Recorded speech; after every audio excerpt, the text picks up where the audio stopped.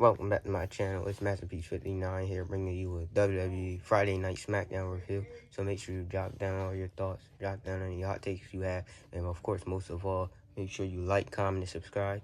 And let's get straight to it. We'd open up the show with Finn Balor coming out to cut a promo about how 10 years ago it was the best night and worst night of his career, and he has a chance finally. And then Sami Zayn would come out and say it's the main event of SummerSlam should be a triple threat between him, Cody, and CM Punk.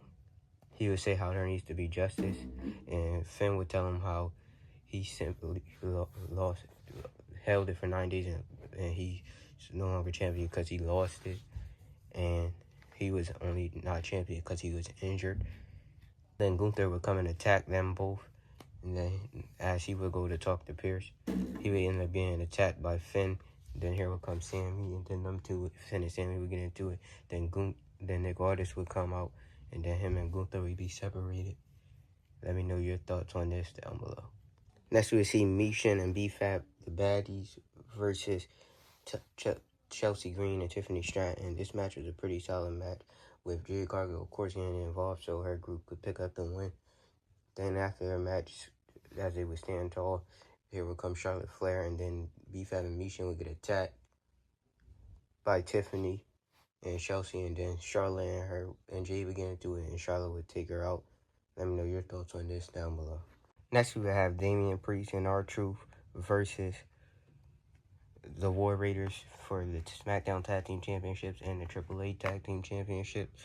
The match was getting to be a pretty solid, hard-hitting match, and then it would just end up the disqualification as both teams would keep fighting. I guess this might be their way of just keeping their titles separate, and then after they would keep brawling, they would get attacked by the Tongans, and they would stand tall with Haku, their father, I guess as their new manager. Let me know your thoughts on this down below. Next, we see CM Punk getting interviewed by Cassie Kelly. He would say how this is competition between him and Cody, how they have been running away from this match, and how they aren't friends really right now. He doesn't think Cody will be his friend when the match starts, or he's his friend now. Then here would come Trick, and he would interrupt the interview, and he would say he should be lucky that he didn't win that number contendership match because he would have beat him for that title. And CM Punk would say he's actually upset that he didn't win because he needs new challengers.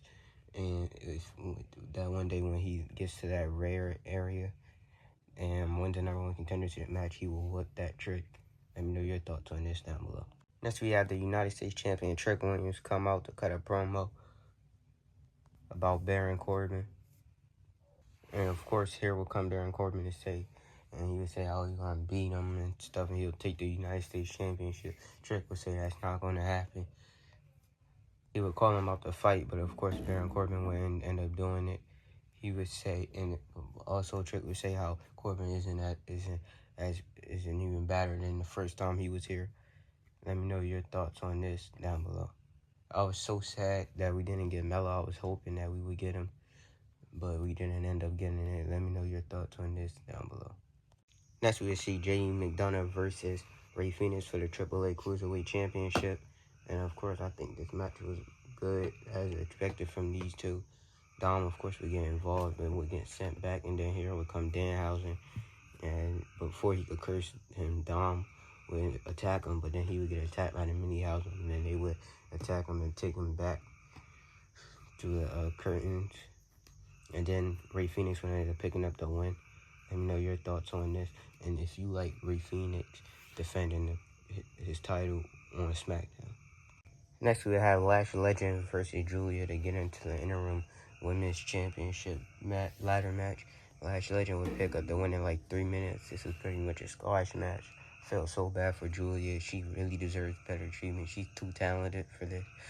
I'm proud of Lash Legend, though. I am happy for her. Let me know your thoughts on this down below. In the main event, we would have Cody Rhodes and CM Punk. As Cody Rhodes make his entrance, he would get cut off by CM Punk. They would talk about how their friendship is not really friends anymore. And they would eventually get into a brawl. Let me know your thoughts on this down below.